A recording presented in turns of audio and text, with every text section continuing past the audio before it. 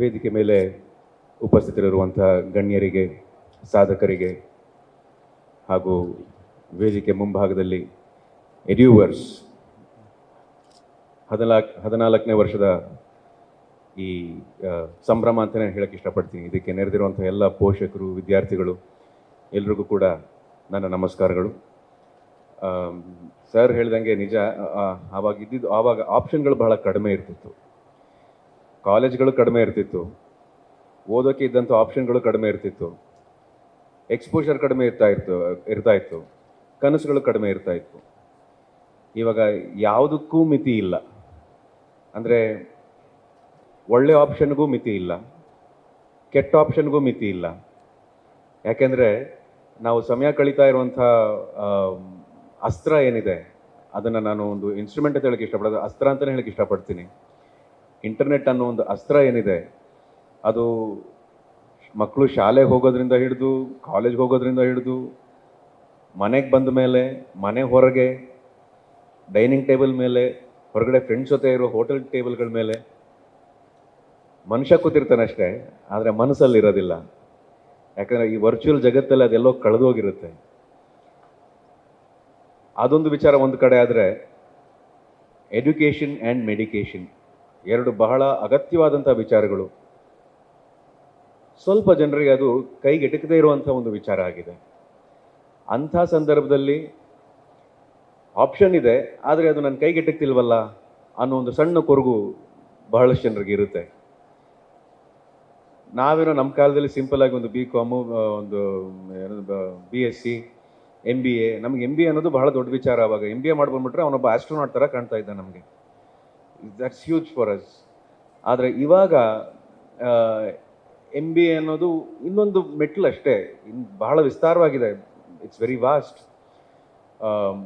Education ಬಗ್ಗೆ ನನಗೆ ಹೆಚ್ಚು ಜ್ಞಾನ ಇಲ್ಲದೆ ಹೋದರೂ ಕೂಡ ಜೀವನವನ್ನು ಸಾಕಷ್ಟು ನೋಡಿದ್ದೀನಿ ಇತ್ತೀಚಿನ ದಿನಗಳಲ್ಲಿ ಅನ್ನೋ ಕಾರಣಕ್ಕೆ ಹೇಳ್ತಾ ಇದ್ದೀನಿ. ಇವತ್ತು ನೀವು ಮಾಡಿರುವಂಥ ಕೆಲಸ ಏನಿದೆ ಅದು ಎಷ್ಟೋ ಜನರಿಗೆ ಕನಸನ್ನು ಕಾಣುವಂಥ ಒಂದು ಶಕ್ತಿ ಕೊಡುತ್ತೆ, ಒಂದು ವಿಶ್ವಾಸವನ್ನು ಕೊಡುತ್ತೆ. ಆಮೇಲೆ ಇಲ್ಲೇ ಓದಬೇಕು, ಅಲ್ಲೇ ಓದಬೇಕು ಅಂತಲ್ಲ, ಇದನ್ನೇ ಓದಬೇಕು, ಅದನ್ನೇ ಓದಬೇಕು ಅಂತಲ್ಲ. ಮಕ್ಕಳಿಗೆ ನಾವು ಆಪ್ಷನ್ಸ್ ಕೊಡ್ತಾ ಇದ್ದೀವಿ, ಆದರೆ ಆಪ್ಷನ್ಸ್ ಎಷ್ಟರ ಮಟ್ಟಿಗಿದೆ ಅಂದರೆ ಅದರಲ್ಲಿ ಯಾವ್ದು ತೊಗೊಳ್ಳೋದು ಅಂತ ಅವ್ರಿಗೆ ಗೊತ್ತಾಗ್ತಿಲ್ಲ. ಈಗ ನನ್ನ ಮಗನೇ ಇದ್ದಾನೆ, ಒಂದಿನ ಬಾಸ್ಕೆಟ್ಬಾಲ್ ಆಡ್ತೀನಿ ಅಂತಾನೆ, ಒಂದಿನ ಗೋಕಾರ್ಟಿಂಗ್ ಕಲಿತೀನಿ ಅಂತಾನೆ, ಒಂದಿನ ಡ್ರಾಪ್ ಶಿಪ್ಪಿಂಗ್ ಮಾಡ್ತೀನಿ ಅಂತಾನೆ. ಅಂದರೆ ಒಂದಿನ ಒಂದೊಂದು ಕಾಣ್ತಾ ಇರುತ್ತೆ ಅವ್ರಿಗೆ.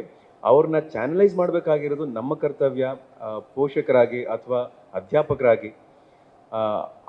ಅವ್ರನ್ನ ಚಾನಲೈಸ್ ಮಾಡೋದು ಎಷ್ಟು ಮುಖ್ಯನೋ ಅಷ್ಟೇ ಮುಖ್ಯ ಅವ್ರನ್ನ ಗುರಿ ತಲುಪಿಸೋದು ಅನ್ನೋ ವಿಚಾರ ನಾನು ಇಲ್ಲಿ ಹೇಳೋದಕ್ಕೆ ಇಷ್ಟಪಡ್ತೀನಿ. ಎಲ್ಲರೂ ಬಂದಿದ್ದೀರಿ, ಹಲವಾರು ಭಾಗಗಳಿಂದ ಬಂದಿದ್ದೀರಿ. ಈ ಕಾಲೇಜ್ ಸ್ಟಾಲ್ಗಳು ಎಷ್ಟು ಇದ್ದಾವೆ ಅಂತೇಳಿ ನಿಜವಾಗ್ಲೂ ನನಗೆ ತಿರುಪತಿ ದರ್ಶನ ಮಾಡೋಕ್ಕೆ ಬರೋ ಥರ ಆಯಿತು ನನಗೆ. ಆ ದರ್ಶನ ಮಾಡೋಕ್ಕೆ ಬಂದಮೇಲೆ ಕಡೆ ಸಿಗೋ ತಿರುಪತಿ ತಿಮ್ಮಪ್ಪ ಅಲ್ವಾ, ಒಳ್ಳೇದು ಹಾಗೆ ಆಗುತ್ತೆ ಅನ್ನೋ ಒಂದು ಭರವಸೆ. ನಾನು ಈ ಕಾರ್ಯಕ್ರಮ ಯಾರು ಆಯೋಜಿಸಿದ್ದಾರೆ ಆ ಎಲ್ಲ ತಂಡಕ್ಕೆ ನಾನು ಅಭಿನಂದನೆಗಳನ್ನ ಹೇಳ್ತೀನಿ. ಇವತ್ತು ವೇದಿಕೆ ಮೇಲೆ ಐಶ್ವರ್ಯ ಅವರಿದ್ದಾರೆ. ಸಾಕಷ್ಟು ಕಡೆ ಅವ್ರ ಮಾತುಗಳನ್ನು ಕೇಳಿದ್ದೀನಿ, ನಾನು ವಿಡಿಯೋಸ್ ನೋಡಿದ್ದೀನಿ. ತುಂಬಾ ಇನ್ಸ್ಪಿರೇಷನಲ್ ಆಗಿರುತ್ತೆ. ತುಂಬಾ ಈ ಜನರಿಗೆ, ನಮ್ಮ ಈ ಜನರೇಷನ್ಗೆ ಏನಿದೆ, ಅವ್ರನ್ನ ಸುಮ್ಮನೆ ಹಾಡಿ ಹೊಗಳಿದ್ರೆ ಸಾಲದು. ಅವ್ರಿಗೆ ಫ್ಯಾಕ್ಟ್ಸ್ ಆ್ಯಂಡ್ ಫಿಗರ್ಸ್ನ ಯಾವ ರೀತಿ ಅವ್ರು ಹೇಳ್ತಾರೆ ಅಂದರೆ ಒಂದು ಕೋಲ್ ಹಿಡ್ಕೊಂಡು ಮಾತಾಡ್ದಂಗೆ ಇರುತ್ತೆ ಅವ್ರು ಮಾತಾಡ್ಬೇಕಾದ್ರೆ. ಸೊ ಅಷ್ಟು ತಿಳ್ಕೊಂಡಿದ್ದಾರೆ. ಅಷ್ಟು ಮಕ್ಕಳಿಗೆ ಅಥವಾ ಬೇರೆ ಬೇರೆ ರೀತಿಯಾದ ಆಂಟ್ರಪ್ರಿನ್ಯೂರ್ಸ್ಗೆ ಅವರು ಇನ್ಸ್ಪಿರೇಷನ್ ಆಗಿದ್ದಾರೆ. ಥ್ಯಾಂಕ್ ಯು ವೆರಿ ಮಚ್ ಐಶ್ವರ್ಯ ಅವರು, ನೀವು ಬಂದಿದ್ದಕ್ಕೆ. ಆ್ಯಂಡ್ ನಿಮ್ಮ ಪಾಯಿಂಟ್ ಆಫ್ ವ್ಯೂ ಏನಿದೆ ಅದನ್ನು ನೀವು ಇಲ್ಲಿ ಶೇರ್ ಮಾಡ್ಕೋತೀರಾ, ಅದನ್ನು ಸಾಕಷ್ಟು ಜನ ಕೇಳ್ತಾರೆ, ಅದನ್ನು ಫಾಲೋ ಮಾಡ್ತಾರೆ ಅಂತ ನಾನು ನಂಬಿದ್ದೀನಿ.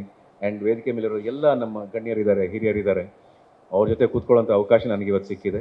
ಒಂದೆರಡು ಮಾತು ಹಂಚ್ಕೊಳ್ಳೋಂಥ ಅವಕಾಶನೂ ನನಗೆ ಸಿಕ್ಕಿದೆ. ನಾನು ಹೋಗಬೇಕಾಗಿರೋದ್ರಿಂದ ನಿಮ್ಮೆಲ್ಲರ ಅಪ್ಪಣೆ ಕೇಳಿ ಇಲ್ಲಿಂದ ಹೊರಡ್ತೀನಿ. ಸೊ ನಿಮ್ಮೆಲ್ಲ ಆಶೀರ್ವಾದ ನನ್ನ ಮೇಲೆ ಮಾತ್ರ ಅಲ್ಲ, ನನ್ನ ಕುಟುಂಬದ ಮೇಲೆ ಮಾತ್ರ ಅಲ್ಲ, ನಮ್ಮ ಇಡೀ ಜನರೇಷನ್ ಮೇಲೆ ಇರಲಿ. ನಾವೆಲ್ಲರೂ ಒಟ್ಟಿಗೆ ಅವ್ರಿಗೆ ಮಾರ್ಗದರ್ಶನ ನೀಡೋಣ ಅನ್ನೋ ಮಾತನ್ನು ಹೇಳ್ತಾ ಈ ಕಾರ್ಯಕ್ರಮಕ್ಕೆ ನಾನು ಅಭಿನಂದನೆಗಳನ್ನ ಸಲ್ಲಿಸಿ ನನ್ನ ಮಾತನ್ನು ಮುಗಿಸ್ತೀನಿ. ಜೈ ಹಿಂದ್, ಜೈ ಕರ್ನಾಟಕ. ನ್ಯೂಸ್ ಫಸ್ಟ್, ನಿರ್ಭೀತಿಯಿಂದ ನಿಮ್ಮ ಪರವಾಗಿ.